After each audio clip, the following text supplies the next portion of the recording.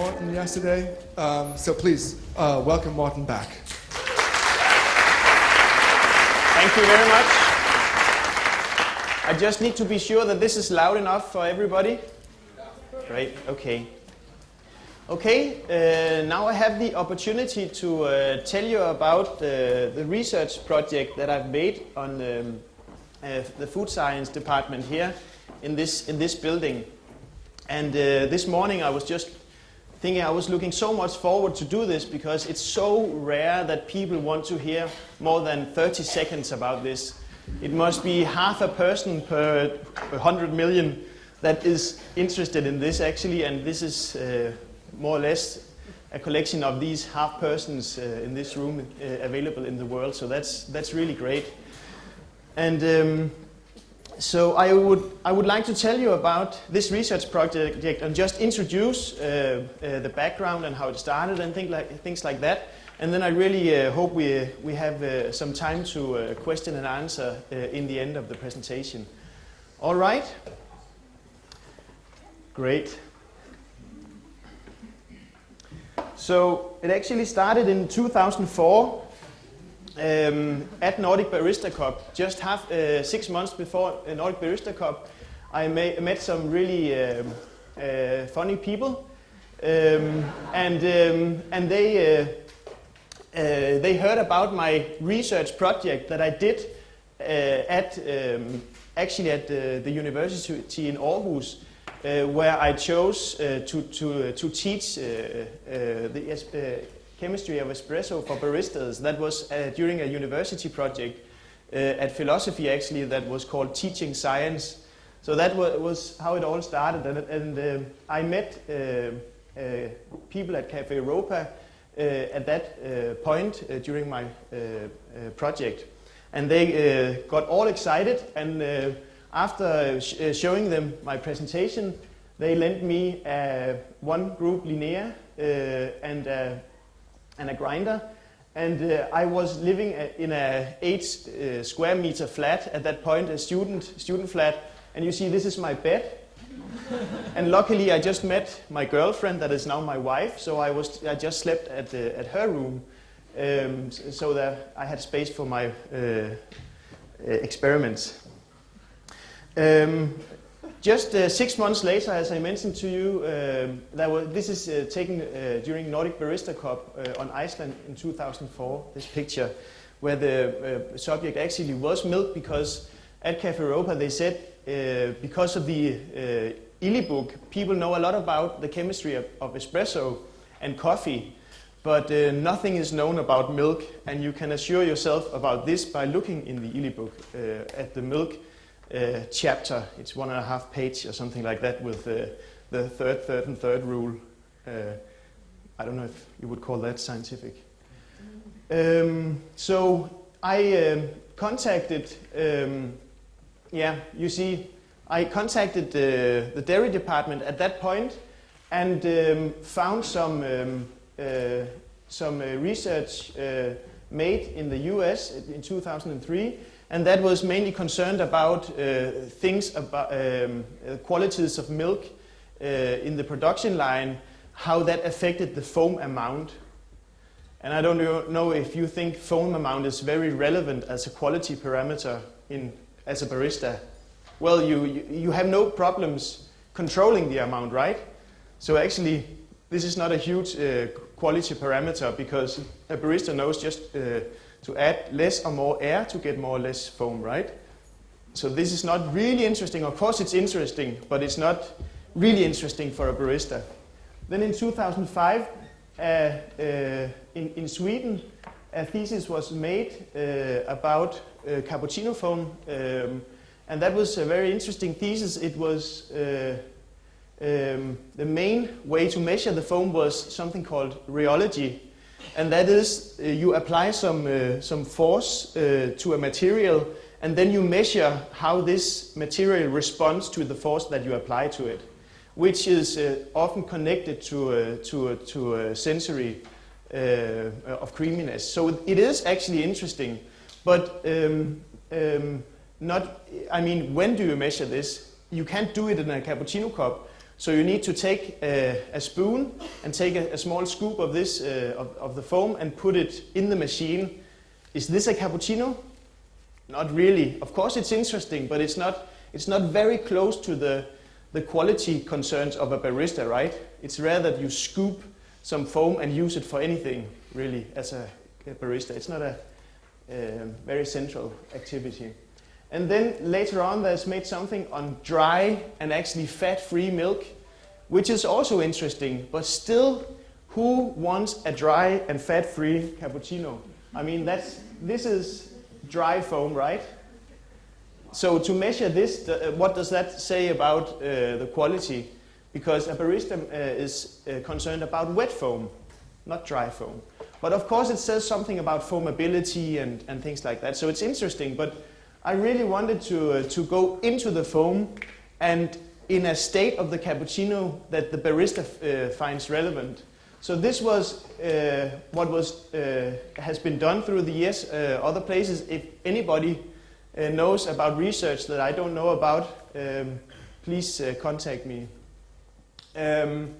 And we've made 2 bachelor projects to kind of just get started. It's a really nice setup to, if there's a field you want to investigate, find some professors and make their students find it interesting to make a project, because that's for free if they do, and you can control it still.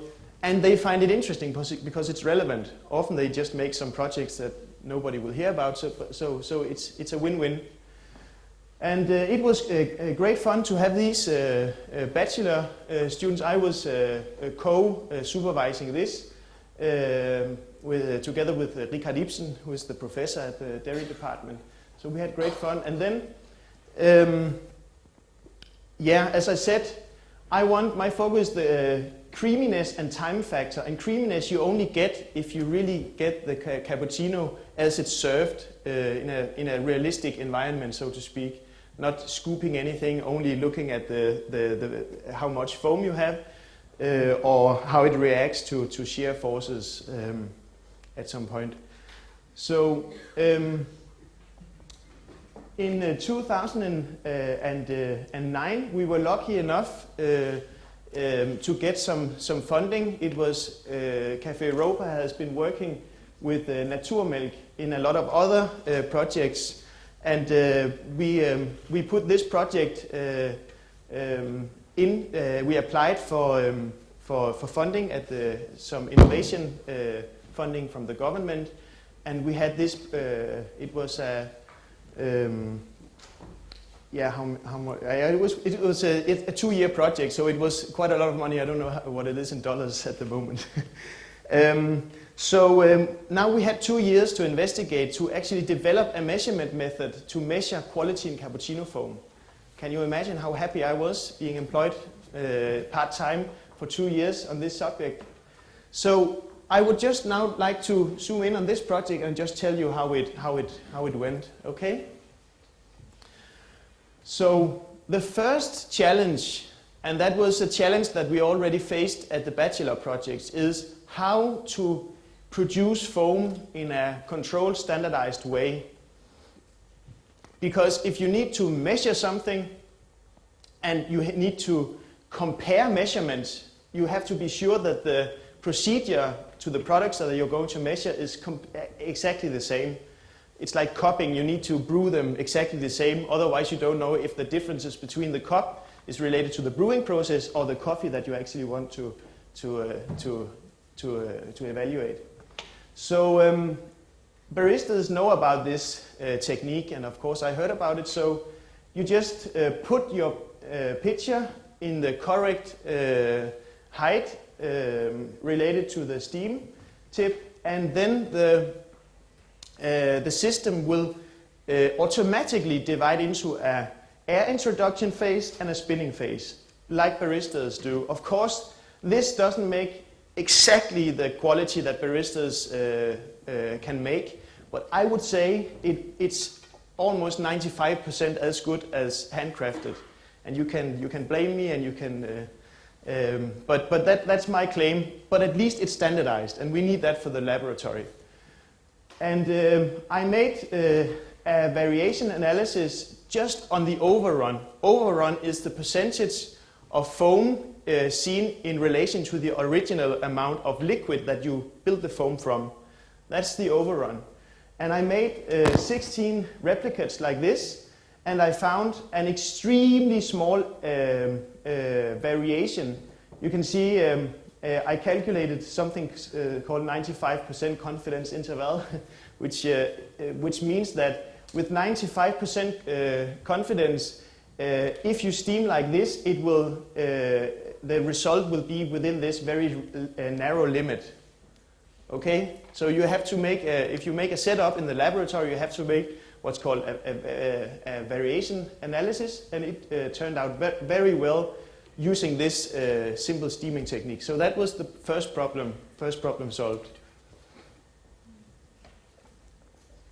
Yeah, and you can see to do this, I placed a ruler inside a glass because it's difficult to measure foam from the side of the glass because you have, I don't know what's it called in English, but you have a phenomena that, so that you cannot really see where is the surface exactly. So I placed a ruler inside a glass, and then I just looked for the last black line I could see on the ruler, and that was per definition the reference of the foam height.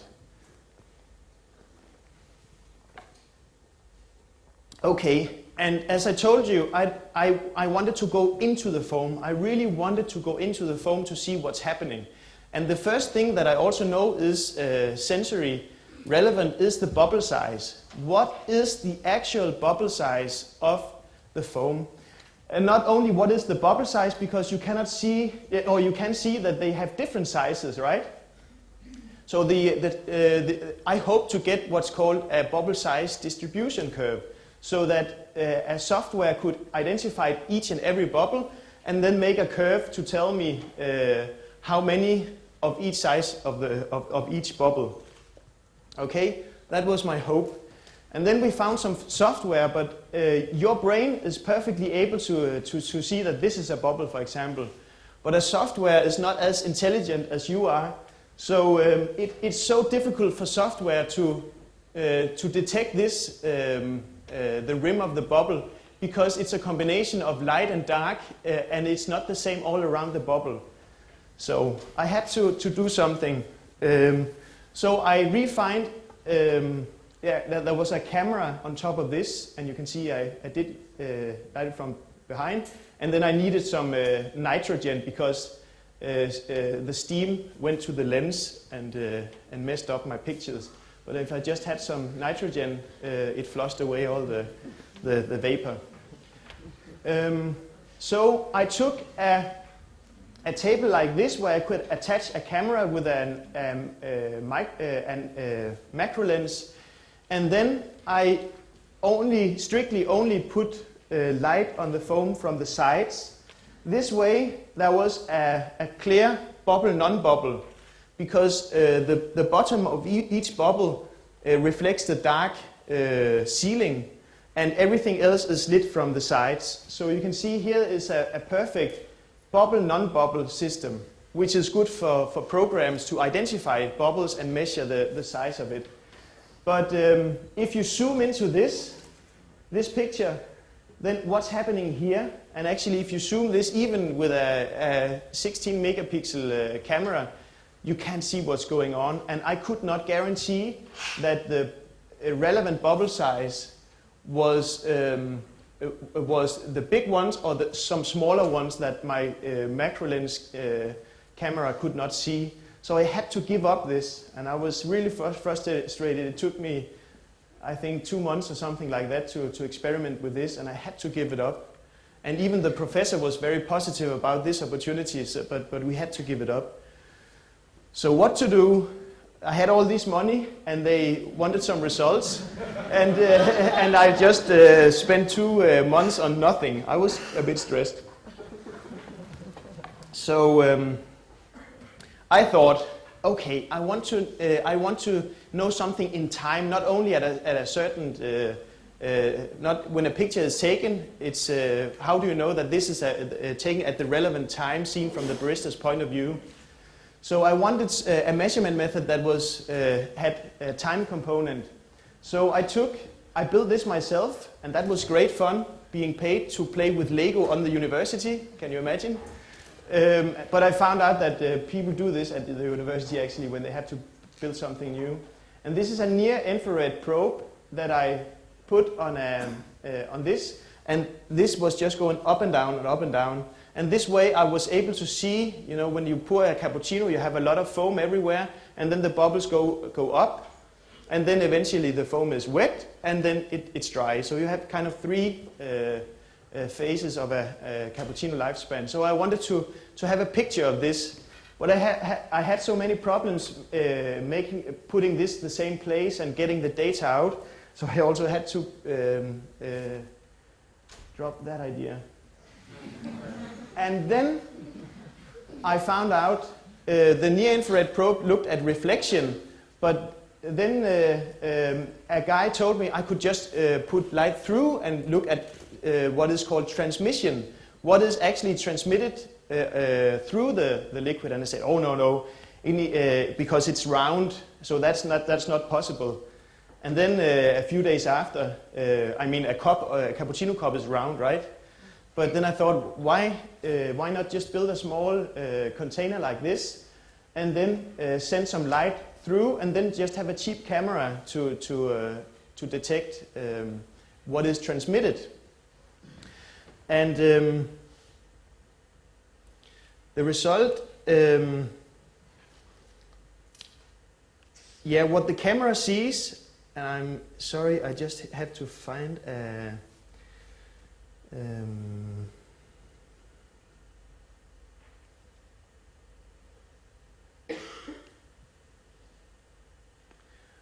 what the camera sees is this. And you have to imagine that this is up and this is down. You can see here there's a ruler just to have some reference. So the camera just sees some liquid being poured. And that looks quite boring. But the point is, something is happening because you don't see the interesting thing if this is very slowly. But if I speed it up, you see there's something happening, right? And there's actually a lower point. Do you see that here? There's a lower point. In the beginning, this goes down, and then all of a sudden it goes up again, right? Now I started over again, and so in the beginning this goes down, and then at a certain point it goes up again. All right? This really sounds boring, I can hear that, but I have a conclusion that is very important. Because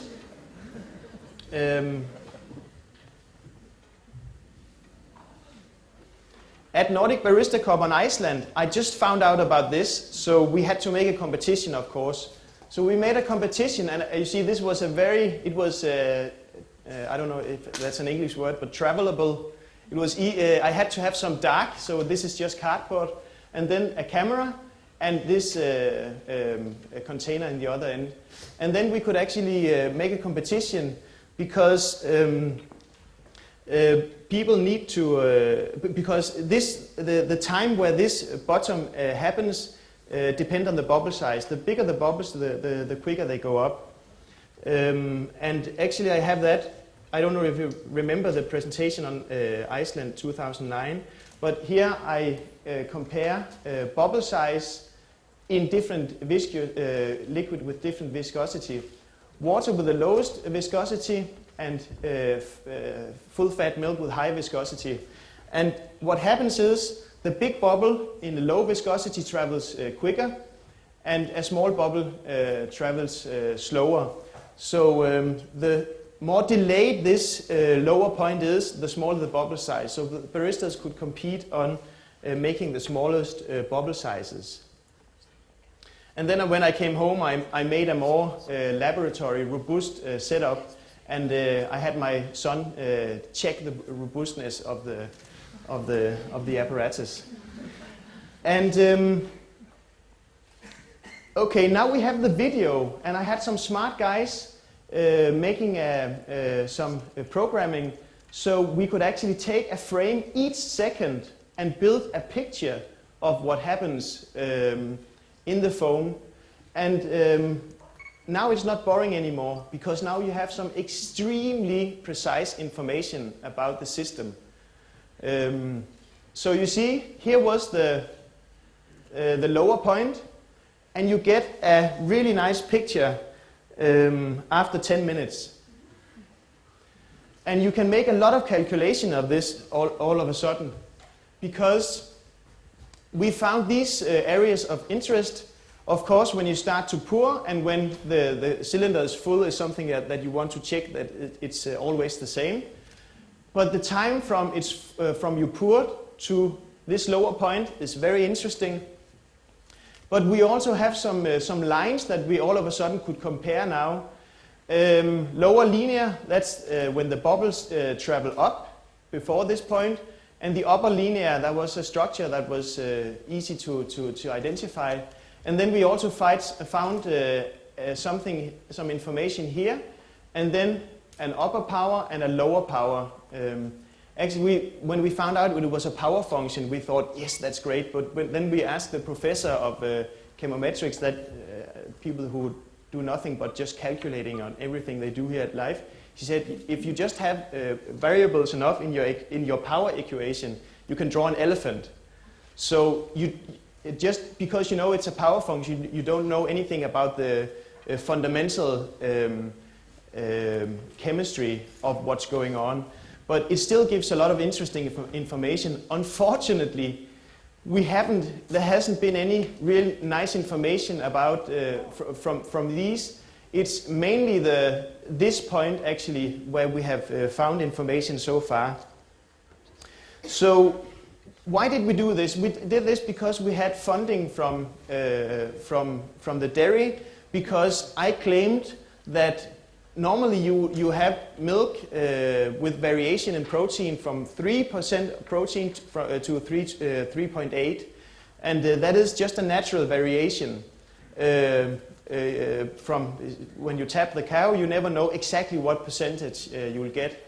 So my hypothesis was, of course we've been talking a little about this, the whole group, is that the higher the percentage of protein, the more stable the bubbles. So the hypothesis was that if you treat the foam, the milk the same, but the milk has got different protein percentages, it will behave differently in terms of when will this lower point come.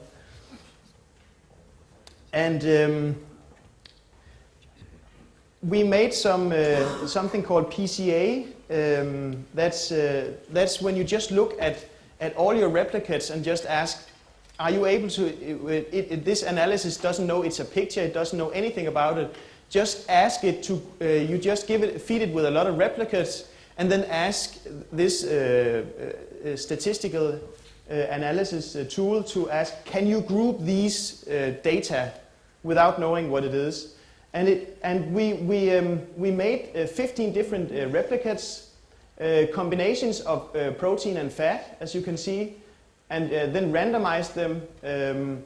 So you can see we had actually 4 replicates of 15 different milk types that I foamed. It took a lot of time.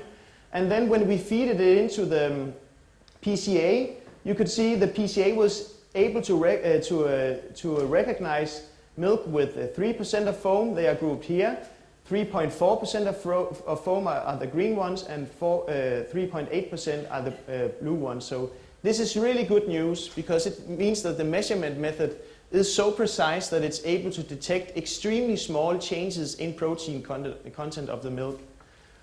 This is for the fat, but this is no surprise, right? You know that if you've got a lot of fat, everything happens slower.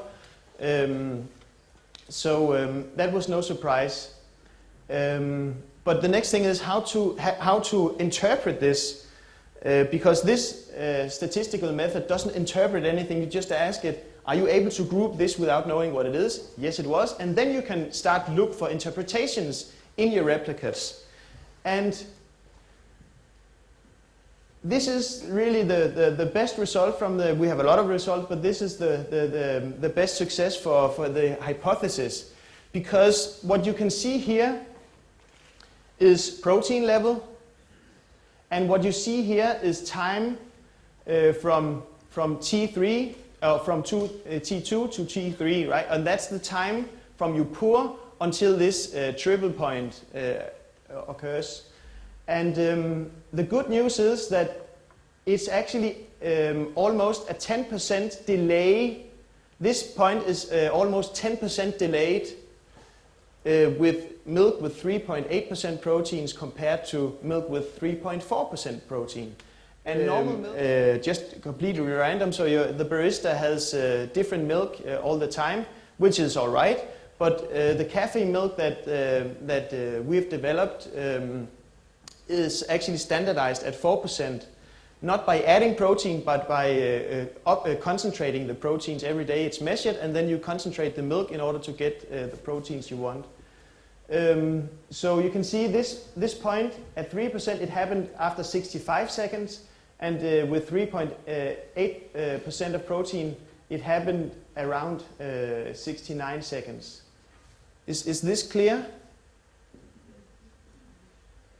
So this is, but we have a lot of things. We're going to publish this in International Dairy Journal later on. So there's a lot of results, but this is really the best thing because it first of all, it proved that the measurement method works, and it's able to measure very small differences, and the hypothesis we had was right.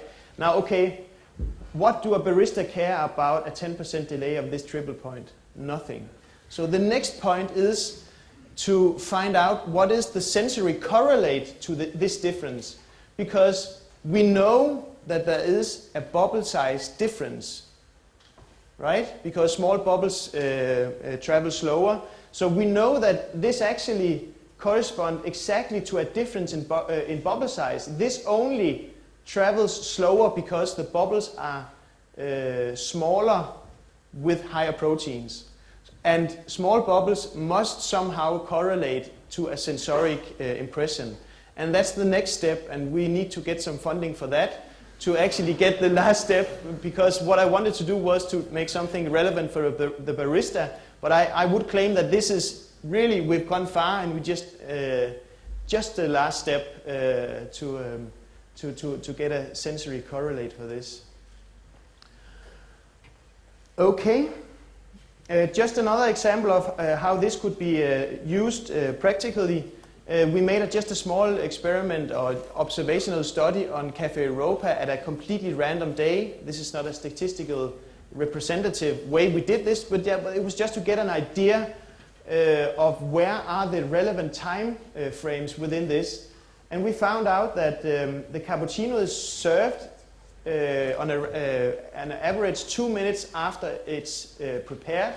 But what surprised us is that it took 3 minutes from it was served until people either did something with the spoon or actually had a sip. So we had to observe the first time the customer interacted. So it was a 5-minute time frame, but not because it was a slow serve, but because people are actually not drinking it right away. And we used this to try to get some information here, but we haven't succeeded in doing that yet. Okay, that was the content, and I said I hoped to get some time for question and answer, and we just have 2 minutes. Let's go ahead and ask some questions, but first let's give them a round of applause for that. Thank you very much. Thank you.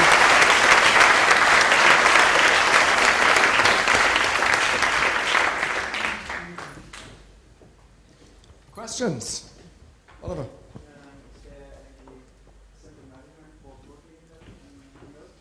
Sorry? The question is if it's possible to measure protein. Affordable? They do on a daily basis measure protein level, because that's one of the things that they in the dairy they pay per protein. They pay per fat and pay per protein, so they have some very expensive equipment to just measure it. So they actually do on a daily basis. Every dairy, you would ask them, what was your protein level on this milk 2 years ago at that specific day? So that's definitely possible. Next question. I'm going to give you the mic. Is there any difference in temperature of the milk concerning the quality of the foam? Actually, there's made a study about that on the how surface active the milk is at different temperatures, and that was actually one of the references I mentioned in the beginning. But that's made on dry, fat-free foam, which is not a cappuccino, but still it's interesting. So if you follow the reference, you would actually see a study of the surface tension of milk at different temperatures. So there is, yeah. Is there a relation between fat and protein? A relation in terms of they are completely from the cow. They just come out kind of random. They are not really related, as far as I know. And in the dairy, do they do something to have some relation between how much protein and how much fat? In the dairy, they always they standardize the fat amount, right? You get semi-skimmed, it's exactly 1.5% in Denmark, and full fat is precisely 3.5. But the protein are never standardized, so that follows this random curve over the year that I talked about, from 3 to 3.8. But the fat is always the same, because when it comes to the dairy, they separate it in fat and skim milk, and then they add the amount of fat in order to make semi-skimmed and full fat milk. I have a question. Yeah? And I have a microphone.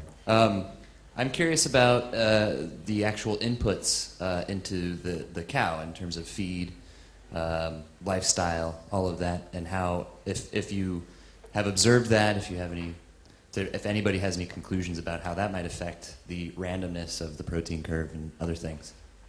I have, this is standard literature in dairy science, that there is not a really close connection between the protein level of the milk and what you feed it, because the protein level of the milk is controlled by genetic control in order to serve the needs of the cow. And only if you starve the cow for some very central nutrients, that will affect the protein level.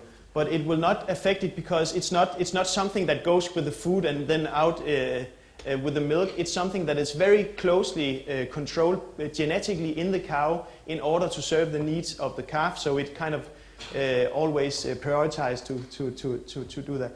But on a sensory level, on the aromatics of milk, there's a huge dependency on this. You can really taste, because you have to distinguish between milk.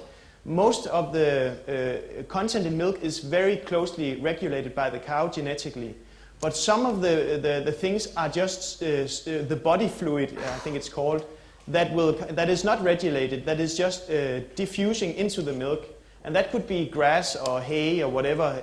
That you are definitely, there's a huge difference on how milk tastes based on feeding of the cow. But there is no relationship between feeding and the protein content, because that's regulated differently. So, do you have any experience with types of cows, like you're talking about, it's genetic, that like with the proteins, like which types of cows give more protein? Oh, that's also standard literature in dairy science, to have a map of different cow breeds. For example, Jersey cows are the cows known for have the highest protein and fat level.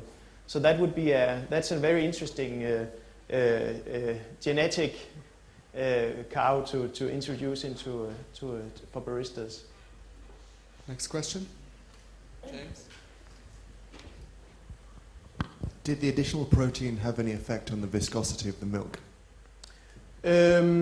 That's I understand your. I think I understand your question, because if it does, then it's not only the bubble size that determines the triple point, we did not check that, but it's because it's such small differences. I mean, it's from 3 to 3.8. I don't think that the viscosity is really affected a lot. but I don't know. But my hypothesis is that it doesn't. So my interpretation is that it does not, and therefore my conclusion is that the only difference is. But of course, that can be challenged, and it would be interesting to actually test that. Yeah. You mentioned that the protein. Hi, Oh, sorry. I'm over here. Okay, sorry. You mentioned that you control the protein level of the cafe milk by concentrating it. Yeah. How do you do that? If you have a filter, if you have milk and you remove fat is the biggest particles in milk. Then what you have left is the biggest particles are proteins. So if you just introduce a filter where the holes are smaller than the proteins but bigger than the rest of it, water, sugar, minerals, then you can actually concentrate the proteins because they do not go through the filter, but everything else goes through. So what permeates is just a waste, but what is left is actually milk where you can completely control only the protein content. So it's filtrated. Okay, last question.